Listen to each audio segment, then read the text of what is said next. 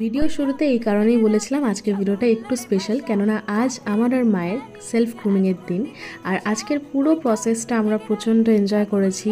যাই হোক, এখানে আমার ফাইনাল হেয়ার ওয়াশ হয়ে যায়, তারপরে এখানে হেয়ার কাটিং চলছে। আমার যেহেতু পুরোপুরি কার্লি বা পুরোপুরি ওয়েভি হেয়ার নয়, তাই জন্য সব হেয়ার কাট আমার হেয়ারে যায় না।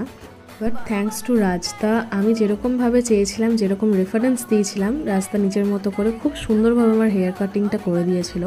এইদিকে আমার মায়ের হেয়ারটা অলমোস্ট হয়ে এসছে, ওরা খুব সুন্দরভাবে এখানে সেট করে দিচ্ছিল। আমার তো খুব ভালো লেগেছে, তোমরা কমেন্ট করে জানিও তোমাদের মায়ের ফাইনাল লুকটা কেমন লেগেছে। অ্যান্ড ফাইনালি আমার ফাইনাল লুকটা তোমাদের চোখের সামনে। কালারটা তোমরা জানিও কেমন এসছে।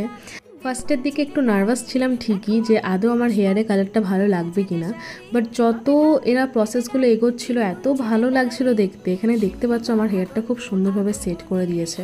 প্রসিডিওরটা যত এগোচ্ছিল ওখানে যারা যারা ছিল সবাই এক কথা